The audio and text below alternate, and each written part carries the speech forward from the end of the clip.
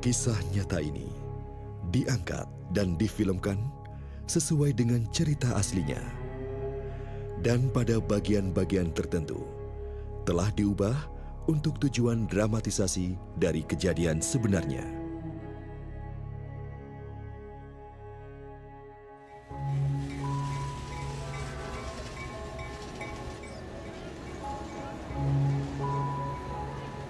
Hidup itu layaknya sebuah perjalanan, di mana ada banyak sekali perhentian di sepanjang jalan itu. Terkadang berliku, kadang terhalang rintangan. Tapi ada kalanya indah dan terjadi hal-hal yang tidak terduga. Inilah sebuah perjalanan, jalan hidup saya. Nama saya Dini Widianing Tias. Saya bukanlah seorang aktris, tetapi sayalah Dini yang sebenarnya. Dalam cerita ini, perjalanan dimulai.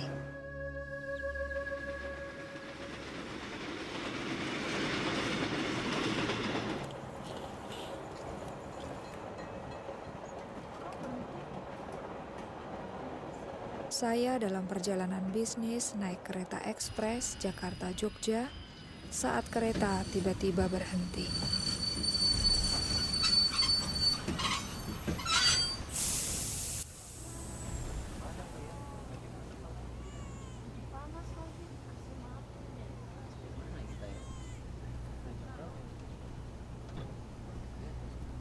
Permisi Pak, kenapa kereta api berhenti? Aduh, saya nggak begitu tahu Bu ya, mungkin ada sedikit kerusakan pada mesin. Lalu kapan tahunya Pak? Saya tanya dulu sama masinis Bu. Bapak kembali lagi kan Pak? Kalian lihat kan, kita sepanjang hari bisa berhenti di sini. Saya juga jamin nih AC-nya pasti mati. Kita kehabisan udara. Duh, mana panas lagi. Mbak lagi lihat apa? Mereka tidak akan menurunkan kita di sini kan, Mbak? Bayangkan. Apa? Membayangkan apa? Saya dibesarkan di tempat ini. Oh, jadi Mbak tahu kita berada di mana sekarang ini? Gombong. Gombong? Aduh, saya dijemput adik saya di Jogja. Jam berapa ya sampai sana? Aduh, mana sih konduktor itu? Kok nggak balik, Pak?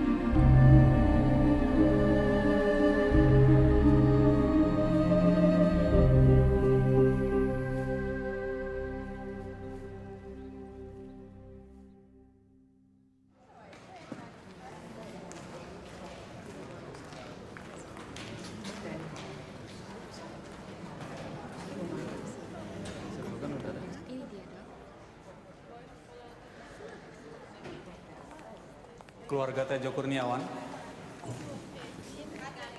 Ibu Tejo Kurniawan. Saya Ibu Tejo Kurniawan.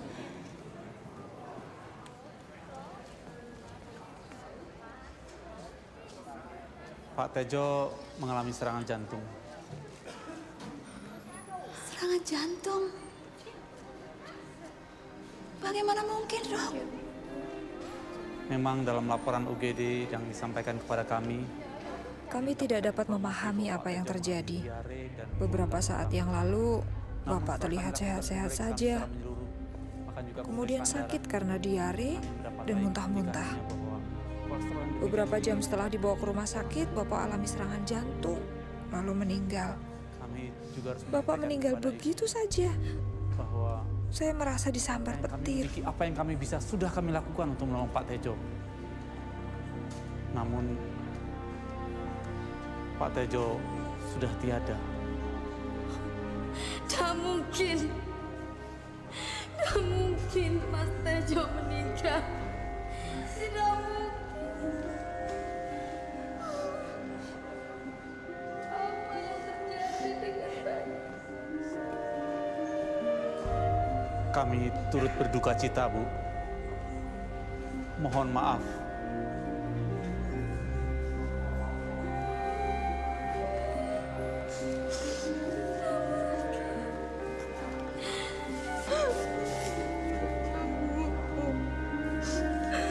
Aku tidak bisa menerima keadaan. Apa yang harus kulakukan? Mbak, ada yang harus kubicarakan padamu, Mbak. Ternyata Bapak berselingkuh dengan bule Sundari, saudari ibuku.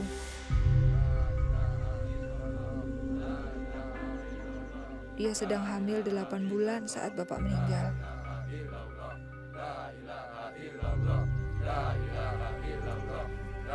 Tidak hanya itu, ibu saya juga sedang hamil saat itu.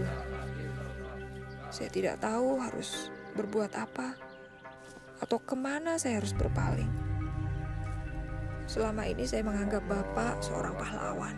Allahu Akbar, Allahu Akbar, Allahu Akbar, Allahu Akbar. Kini saya merasa dikhianati. Assalamualaikum warahmatullahi wabarakatuh. Silakan Pak, Saya cemas tentang bagaimana hidup keluarga kami jadinya. Bapak-bapak, ibu-ibu, Assalamualaikum warahmatullahi wabarakatuh. Saya berumur 12 tahun, anak tertua. Dan sekarang ibu saya sedang mengandung lagi. Kepada bapak-bapak, ibu-ibu, Dan ibu tidak bekerja. Bagaimana kami bisa bertahan hidup? saya mohon dan saya harap kepada bapak-bapak dan ibu-ibu untuk memaafkan dia. Saya yang akan bertanggung jawab. Amin. Wassalamualaikum warahmatullahi wabarakatuh.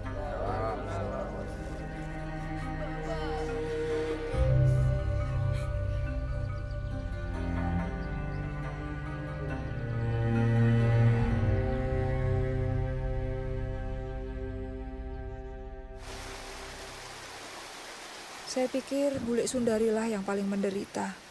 Meskipun saat itu saya tidak berpikir begitu. Karena perselingkuhannya dengan bapak saya, kehamilannya adalah aib. Karena itu dia pergi meninggalkan Gombong dan tidak tahu pergi kemana.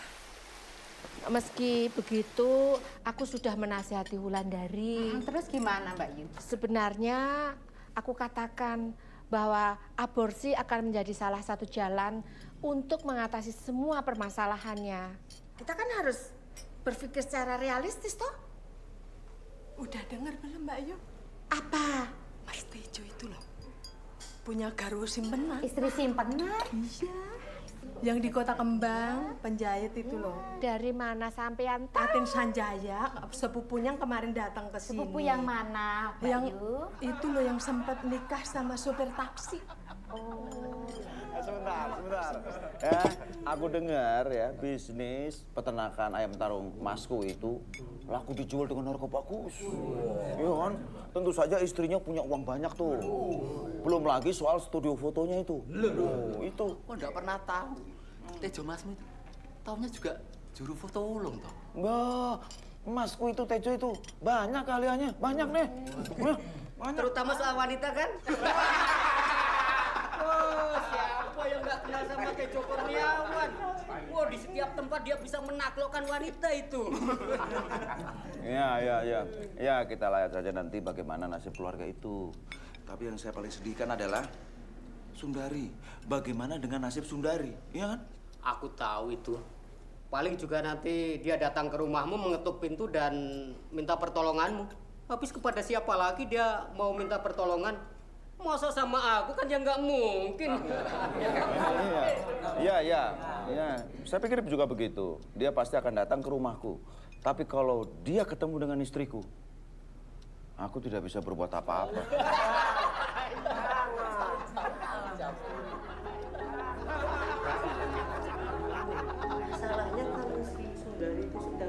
Orang-orang yang kami harapkan untuk menolong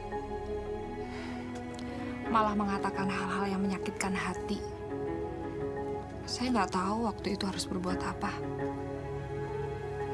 Saya pikir hanya Tuhan yang bisa menolong kami. Kamu kan masih kecil, Mbak, waktu itu. Ya, saya tidak pernah ke lapangan itu lagi. Sampai akhirnya uang pensiun Bapak cair, kami pindah ke Semarang. Ibu buka toko kecil di rumah baru kami untuk memenuhi kebutuhan hidup. Namun itu benar-benar sebuah perjuangan. Sampai akhirnya ibu memutuskan menyerahkan 2 adik perempuan dan 1 adik laki-lakiku diadopsi oleh orang lain. Saya juga dengar keadaan Bule Sundari bertambah buruk. Setelah anak laki-lakinya lahir, dia pindah ke Sukoharjo dan tinggal dengan nenekku. 2 tahun berlalu, itu tahun-tahun yang sulit untuk dilalui.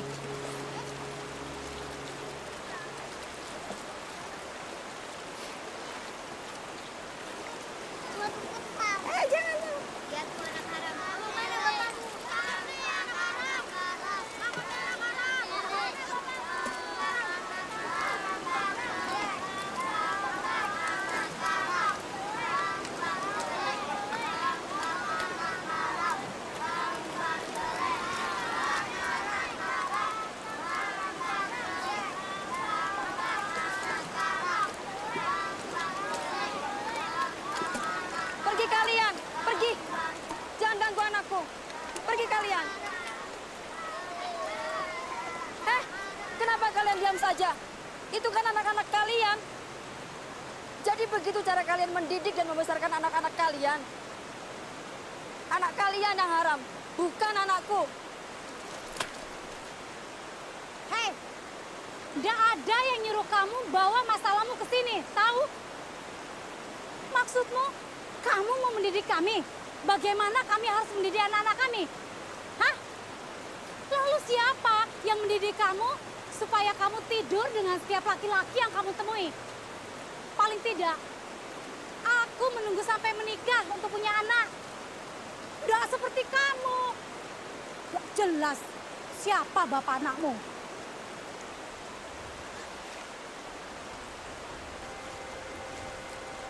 Siapa bapak anakmu?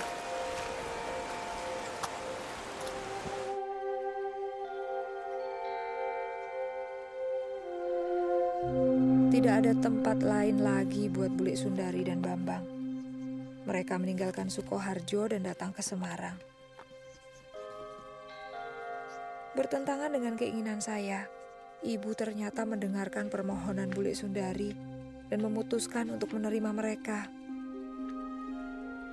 Bagi saya waktu itu, masalah sudah cukup banyak.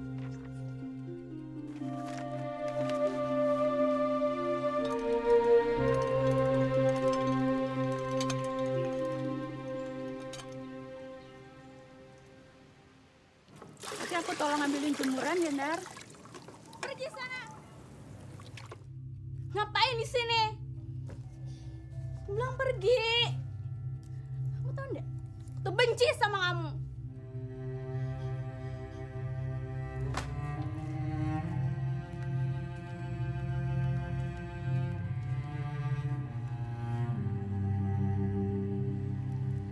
Silakan, Dar.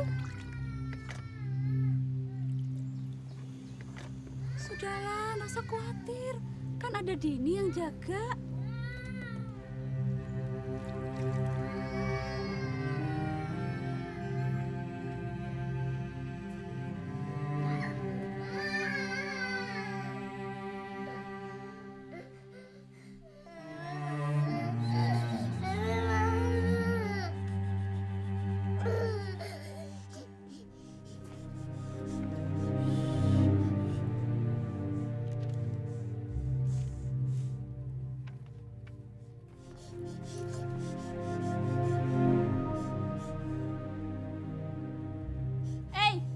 Buku diari siapa itu? Ih, apa hak bule baca buku diari orang? Bos ini nggak? Bos ini.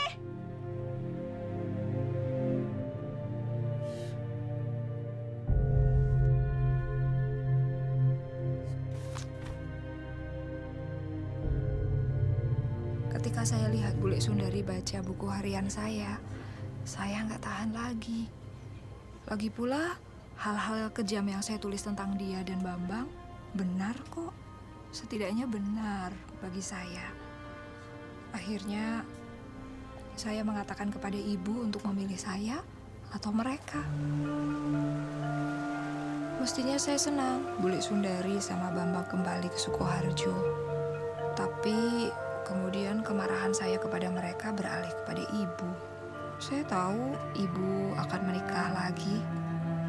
Itu sebuah keputusan yang tidak dibicarakan dengan seorang pun di dalam keluarga. Dan saya mulai berpikir, apa gunanya sholat 5 waktu? Atau nggak boleh bohong di sekolah? Atau apa gunanya menjauhkan diri dari dosa? Kalau akhirnya toh saya tidak bisa masuk surga karena tidak dapat memaafkan ibu. Semuanya itu membuat saya marah. Sampai akhirnya saya berkesimpulan untuk tidak lagi peduli pada agama. Saya tidak peduli dengan sopan santun. Saya hanya ingin bebas. Saya ingin melakukan apa saja yang ingin saya lakukan. Dan saya memutuskan tidak seorang pun dapat menghalangi saya, termasuk agama.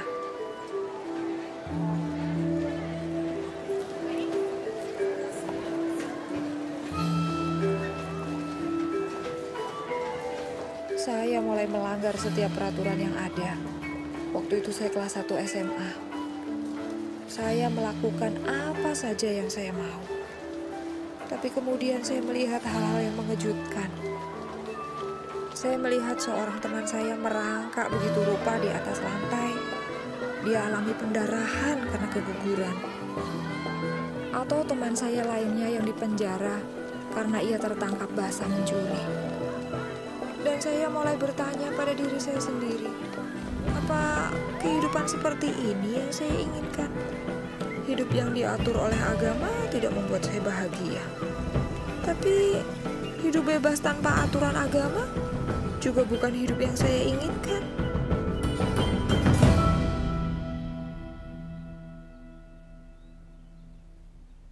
Kemudian Ramadan tiba. Dan saya mendapati diri saya kembali kepada iman saya. Setelah sekolah, saya mulai menghabiskan waktu dengan membaca buku-buku agama dan mengaji. Saya mulai membaca Al-Quran dengan tulus dan merasakan keinginan yang besar untuk lebih dekat dengan Allah. Saya benar-benar ingin mendapatkan kedamaian.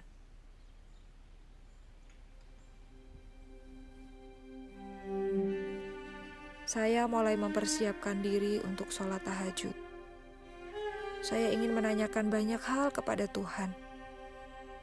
Dan saya punya keyakinan yang kuat bahwa apapun yang saya minta malam itu, Tuhan akan mendengarkan saya dan memberikan jawabannya.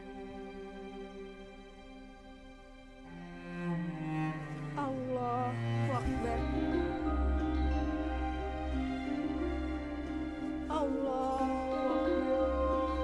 Lalu saya tahajud menurut ayat-ayat tertentu yang saya sudah hafalkan. Rahmatullah. Assalamualaikum warahmatullah. Saya benar-benar hancur hati dan menangis kepada Tuhan. Ya Allah, Dari hati saya yang paling dalam, saya ingin menyenangkan Engkau lebih dari apapun. Tunjukkanlah saya jalan, maka saya akan mengikuti Engkau manapun Engkau pimpin. Tapi jika Engkau tidak menunjukkan jalan mana yang harus saya tempuh malam ini juga, jangan salahkan saya. Jangan salahkan saya, karena saya memilih jalan saya sendiri. Namun, jika Engkau menunjukkan siapa dirimu dan apa yang Kau inginkan dari diri saya, maka saya akan mengikutimu kemanapun Kau membawa saya.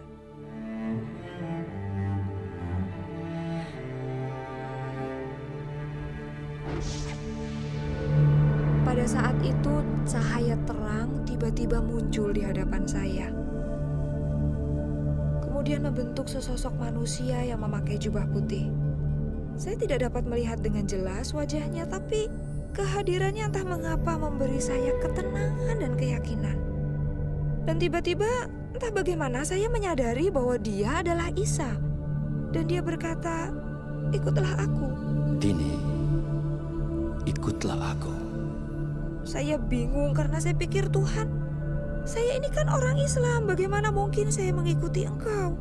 Kau adalah orang yang dipanggil Tuhan oleh orang-orang Kristen. Tuhannya orang murtad, yang tidak mengenal Allah. Dan ia menunggu saya untuk datang kepadanya. Air mata saya mulai menggenangi wajah, dan akhirnya saya berkata, "Tuhan, jika ini adalah jalan kebenaran, maka saya ingin mengikuti Engkau." Pada saat itu saya merasakan damai yang belum pernah saya rasakan. Saya melihatnya tersenyum dan kemudian pelan-pelan pergi.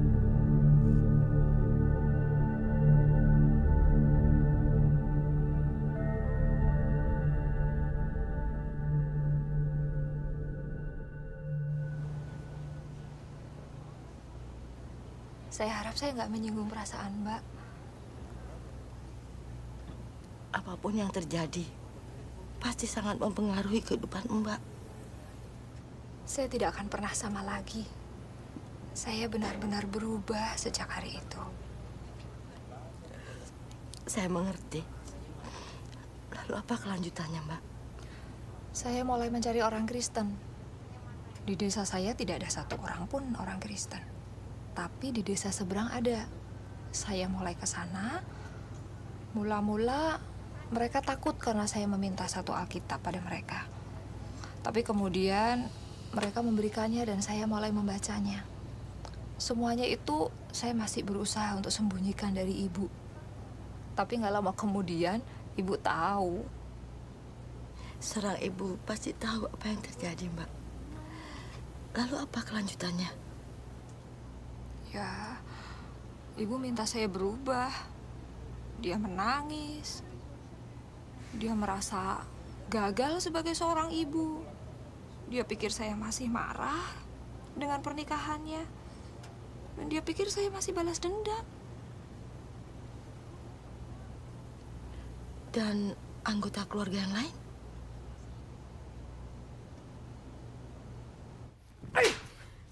Terkutuk kamu! Kamu sudah bukan anggota keluarga ini lagi! Arif, jangan terlalu kasar. Dia masih perlu waktu untuk memikirkan kembali. Tapi dia sudah diberikan cukup banyak waktu untuk memikirkan ini kembali. Cukup! Cukup! Aku telah berjanji kepada Tuhan.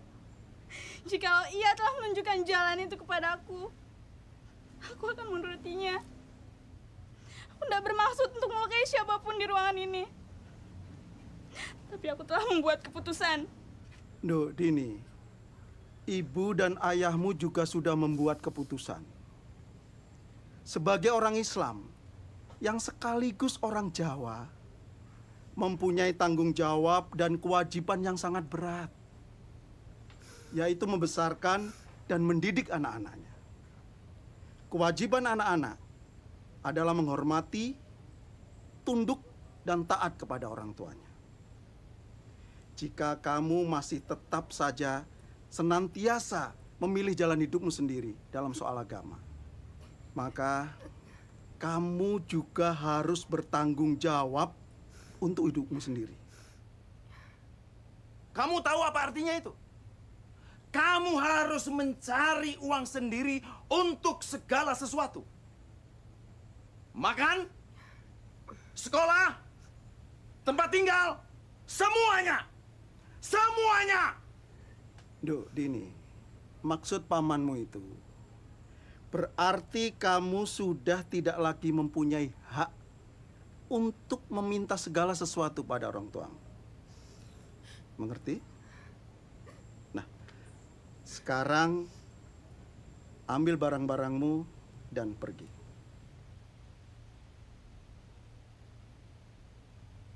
Cepat.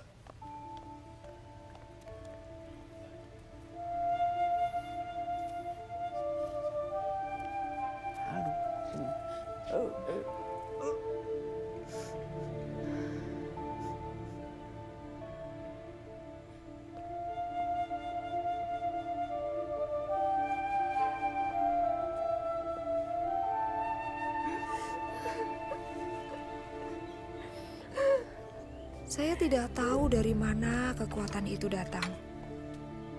Tapi saya pergi dari rumah dan pindah ke kota lain, yaitu Solo. Saya berumur 16 tahun saat itu. Saya kontrak sebuah kamar di sebuah rumah kos dan melanjutkan pendidikan untuk menjadi pekerja sosial. Saya sudah menyelesaikan tahun pertama di kota Semarang. Orang di bagian administrasi sekolah di Solo menerima saya sebagai siswa pindahan tanpa banyak pertanyaan. Usai sekolah, saya bekerja setengah hari dan berhasil bertahan hidup.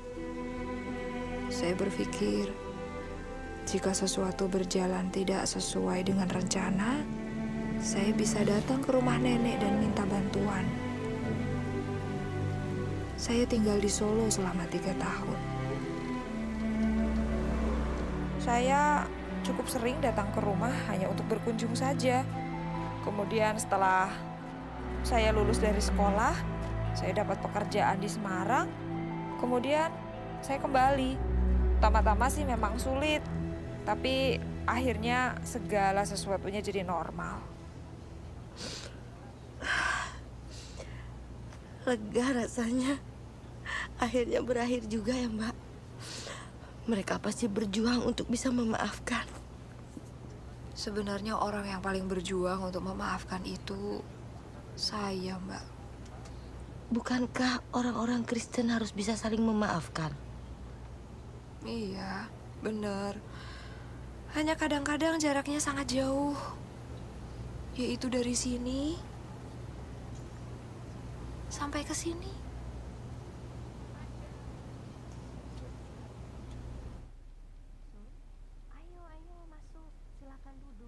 Nggak usah repot-repot, Mbak. Kamu kelihatannya capek sekali.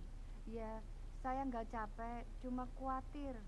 Mbak, aku pikir kalau kami pindah kemari, Bambang akan berubah. Kalau sekarang coba Mbak lihat, kerjanya cuma duduk melamun di kamarnya atau cuma jalan-jalan saja. Itu tidak baik loh buat anak muda seperti dia. Bambang itu perlu kerjaan. Iya, aku ngerti, Mbak. Tapi mau bagaimana lagi? Bambang cuma lulusan SMP. Nggak bisa dagang, nggak bisa apa-apa. Aku yakin keadaan akan menjadi lebih baik. Ini ada sedikit makanan untuk dibawa pulang.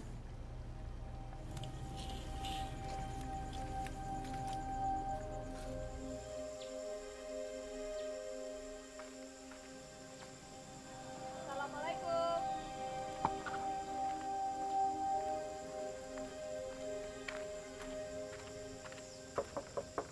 Assalamualaikum.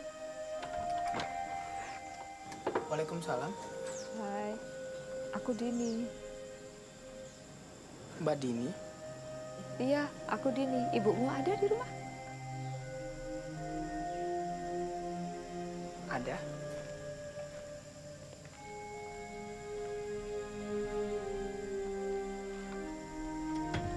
Bu, Mbak Dini datang.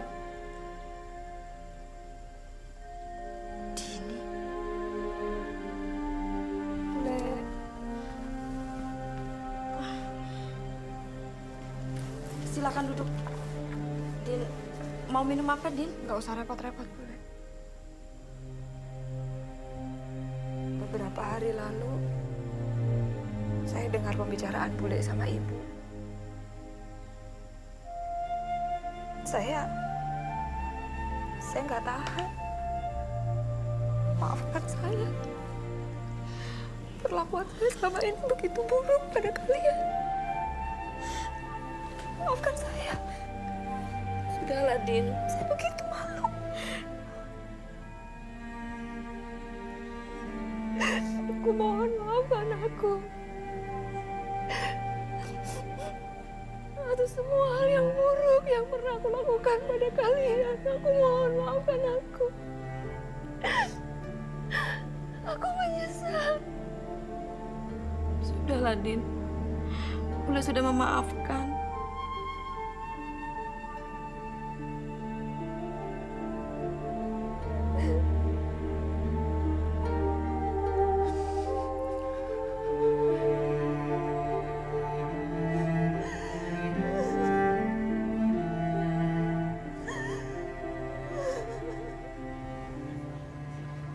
Saya mengajak Bambang ke Jakarta. Ketika kami mulai mapan, saya memberinya uang untuk berjualan sepatu di pasar. 3 bulan kemudian, dia mulai mendapat untung dan tidak membutuhkan uang dari saya lagi. Di mana dia sekarang? Dia di Jakarta. Dia baik-baik. Saya selalu menangis kalau mendengar cerita yang akhirnya bahagia. Tapi itu belum akhir cerita. Lalu apa? Apa ada yang lebih baik? Ya, karena ternyata masih ada 1 orang lagi yang saya belum maafkan. Pamanmu yang menampar kamu. Kalau ada saya, dia nggak bisa menampar kamu, Mbak. Bukan dia. Yang saya harus maafkan adalah bapak saya. Bapakmu? Kan katanya sudah meninggal waktu Mbak masih kecil. Iya. Yang meninggal dan meninggalkan saya dalam banyak kebingungan. Yang meninggalkan saya dengan banyak kepahitan. Yang mengharuskan saya cari jalan keluar sendiri. Dan sekarang Mbak sudah memaafkannya. Kapan hal itu terjadi? Baru saja.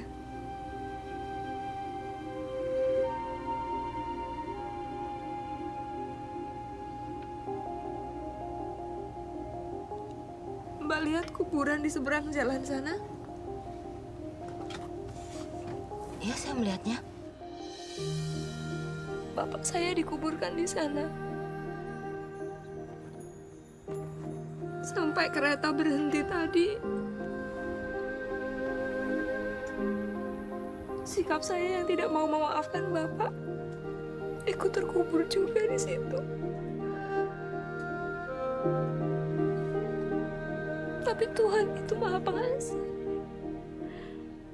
Tuhan tidak menghendaki saya mengambil sikap sesuai pengertian saya sendiri. Tuhan berkata kalau kita ingin dosa kita diampuni, kita juga harus memaafkan orang-orang yang bersalah pada kita.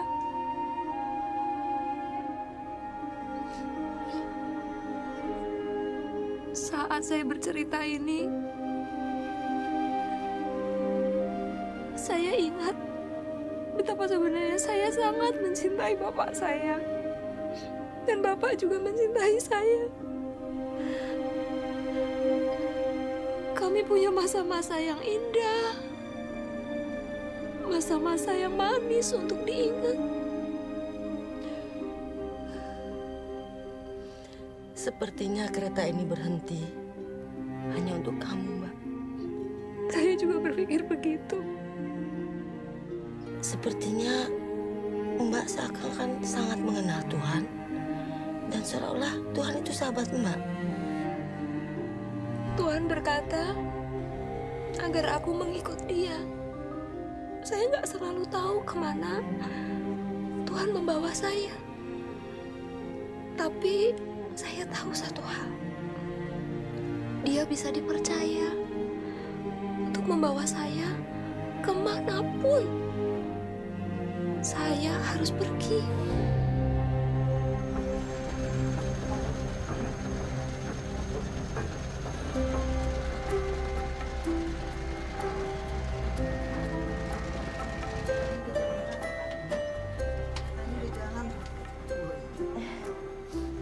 Akhirnya jalan juga, Mbak. Iya. Kita berangkat. Iya, kita berangkat. AC-nya juga nggak dimatiin. Nggak dimatiin. Saya pikir ceritanya berakhir di sini sekarang. Atau marah baru mulai. Apa yang ini akan berakhir lebih bahagia? Mbak lah yang harus kasih tahu akhirnya itu pada saya.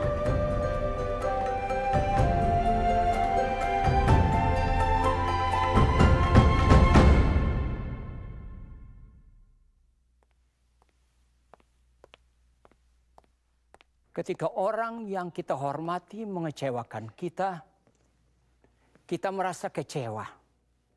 Dan kepercayaan kita padanya menjadi buyar. Karena orang yang kita kagumi ternyata tidak seperti yang kita bayangkan.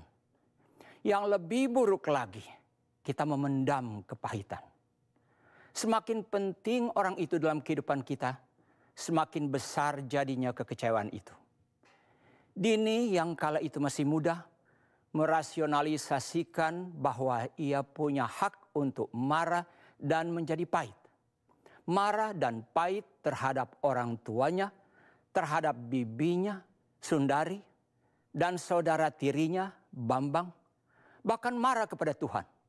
Kemudian Dini mengalami perubahan yang luar biasa.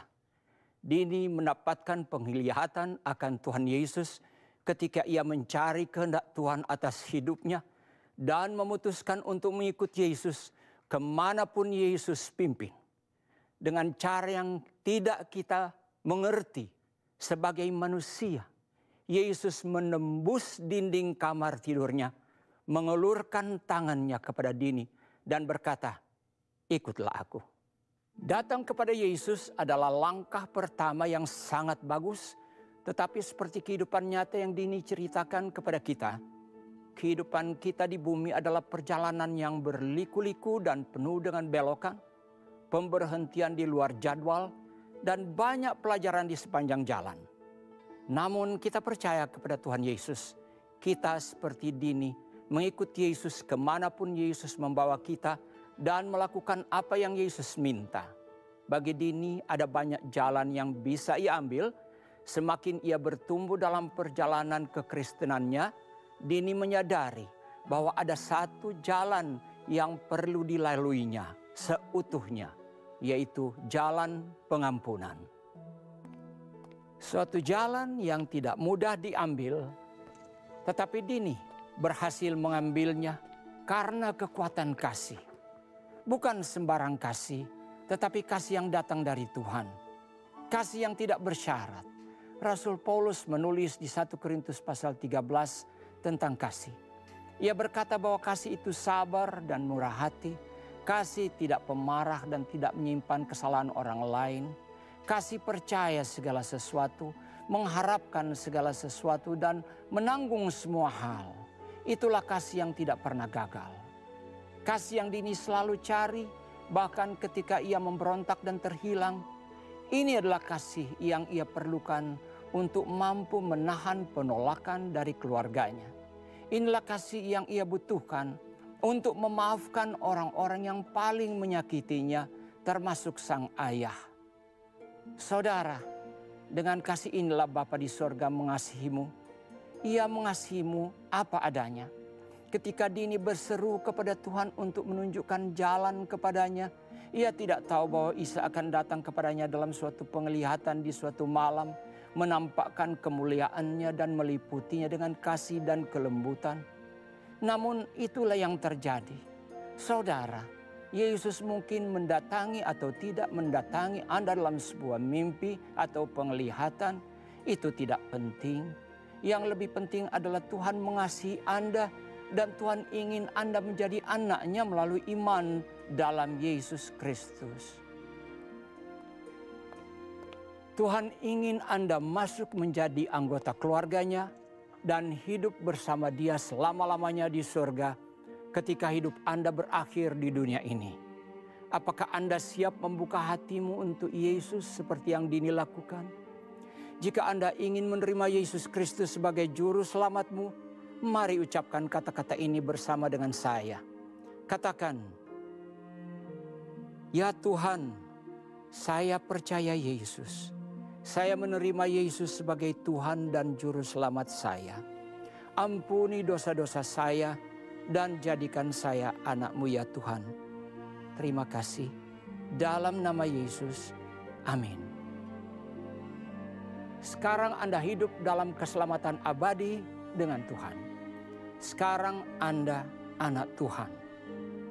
Puji Tuhan.